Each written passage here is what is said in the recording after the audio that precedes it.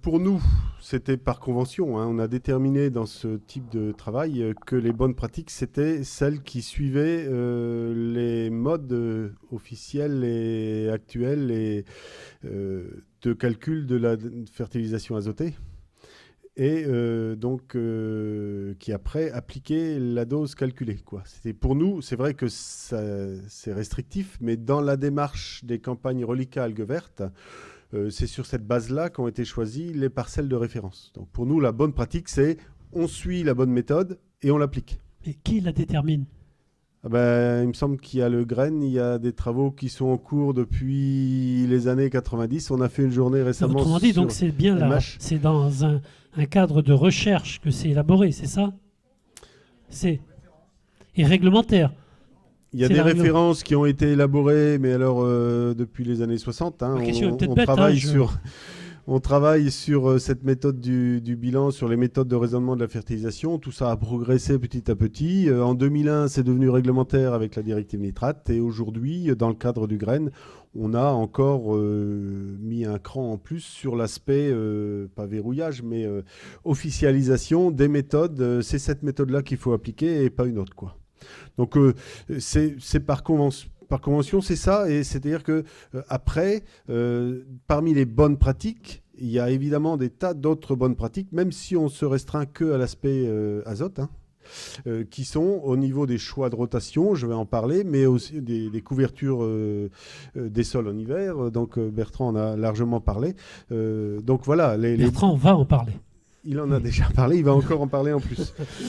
Donc voilà pour les bonnes pratiques, c'est-à-dire que là-dedans, il y a une part effectivement de conventionnel dans ce qu'on appelle bonnes pratiques. D'accord.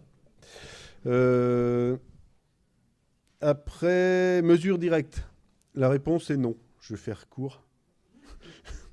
Je ne crois pas que demain, on ait un machin qu'on plante dans le sol et qui nous dise combien il y a de reliquats.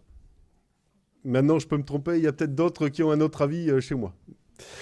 Donc là, c'était court. Sur les rotations, effectivement, on a des données assez riches, finalement, même très riches, je pense, sur l'ensemble de ces reliquats, puisque en gros, en moyenne, on a 7000 reliquats par an depuis 5 ans, 6 ans maintenant, mais la 6e année n'est pas terminée de dépouiller. On a sur chaque parcelle l'année N-1, l'année N-2, l'année N et l'année N+1. C'est-à-dire qu'on a quatre années, 4 cultures. Pour chaque reliquat, on est capable de les inscrire dans une rotation. Donc on a travaillé sur l'analyse des résultats au regard des types de rotation. Hein, notamment Anne Guézingard a beaucoup épluché, c'est pas le mot, c'est pas très sympa pour elle, mais analysé, disons, ces résultats. Et on est capable aujourd'hui de hiérarchiser des rotations. Pour une rotation type, de dire si c'est mieux de faire, par exemple, maïs-blé, est-ce qu'il vaut mieux faire maïs-maïs, blé-orge, par exemple, ou bien maïs-blé, maïs-blé. Bon, aujourd'hui, on sait que si on fait alterner le plus possible récolte d'été et semis de printemps, c'est ce qui permet d'avoir le plus possible de couverts végétaux. Et on arrive à mesurer dans nos résultats un effet positif sur les fuites d'azote. Ça, on arrive à le dire. On sait quand on introduit des prairies dans la rotation. Hein, on sait que là, on va faire un progrès. On est capable pour chaque étape de la rotation, de déterminer en moyenne quel est l'impact. Donc une prairie, c'est quand on va la casser, il y aura un impact fort, mais sur 3 ou 4 ans de prairie, on va rattraper un peu le retard. Ça va dépendre des années également, parce que l'année où le drainage commence très tôt, il y aura moins d'impact favorable de la prairie ou des couverts végétaux. L'année où le drainage commence beaucoup plus tard, on aura un impact très fort des prairies ou des couverts végétaux. Donc, on a tous ces éléments-là. Hein, il faudrait 2 jours après d'exposer pour les énoncer. Réaliser par la DRAF, tout à fait en collaboration avec la Chambre régionale.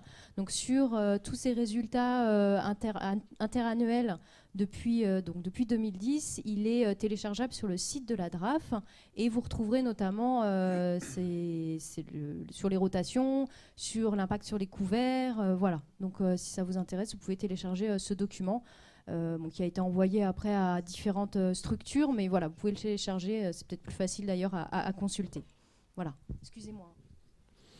Et j'en profite pour... Par rapport au matériel d'épandage, donc moi je suis équipé d'une tonalisier avec une rampe d'épandage qui épand sur 15 mètres. C'est pas le top c'est l'épandillard. Moi je suis équipé avec un voisin. L'épandillard, ça voudrait dire faire venir l'entreprise parce que c'est trop coûteux pour investir personnellement sur ce type d'équipement. Ce qui est à prescrire sur l'épandage de lisier sur blé, c'est la bûche classique qu'on voit à chaque fois à la télé. Là, celle-là. Bon, la rampe, c'est bien, on peut faire du bon boulot avec. Plus que l'équipement, après, ça va être les conditions dans lesquelles on fait l'épandage qui sont importantes. Et ça c'est très important. Bon, c'est le métier d'agriculteur. Hein. Le métier d'agriculteur, il doit observer la météo avant de faire ses interventions, que ce soit des traitements, quand il fait du foin. Pour l'épandage de lisier, c'est la même chose. On choisit nos périodes. Hein. Il faut que le sol soit suffisamment ressuyé, mais il ne faut pas qu'il fasse trop sec non plus. S'il y a 15 jours de sec derrière, c'est pas du bon boulot. Donc la semaine dernière, on a eu une très bonne fenêtre météo. Moi, j'en ai fait fin de semaine dernière. On a eu de l'eau le week-end qui a suivi. Le lisier est assimilé par le sol. Aujourd'hui, on peut passer sur les parcelles, on se rend même peu compte qu'il y a eu l'épandage. Donc, plus que l'équipement, c'est les conditions et puis la pratique de l'agriculteur qui est importante. La difficulté souvent quand on travaille en entreprise, c'est que l'entrepreneur vient quand il a le temps et pas forcément quand il faut. C'est pour ça que j'ai fait ce choix-là d'être équipé individuellement. Non, on ne peut pas mesurer l'azote présent dans le sol, comme l'a dit Daniel. Par contre, il y a un certain nombre de techniques et un développement important de techniques qui permettent de connaître de mieux en mieux le statut azoté de la plante et qui permettent donc un meilleur pilotage en cours de culture de la fertilisation. Et qui sont accessibles aux agriculteurs sans passer par le laboratoire. Oui, c'est ça. Oui. Aujourd'hui, on s'aperçoit qu'il y a beaucoup d'écarts entre les sols, entre des sols qui sont labourés et des sols qui ne sont pas labourés, ou une prairie par exemple. Il va y avoir des écarts importants en termes d'activité biologique, en termes de biomasse, de vers de terre, ou ce genre de choses. Donc je pense que ce sera intéressant qu'on ait des indicateurs à ce niveau-là. Parce que je pense qu'un sol vivant est un sol qui est plus apte premièrement à retenir l'eau, et plus le sol va retenir l'eau, plus il va retenir les nitrates. Vous savez que les nitrates sont en solution dans l'eau. Donc je pense que c'est une voie de progrès, quoi. Après bon, c'est un peu personnel, hein, mais quels sont les vôtres?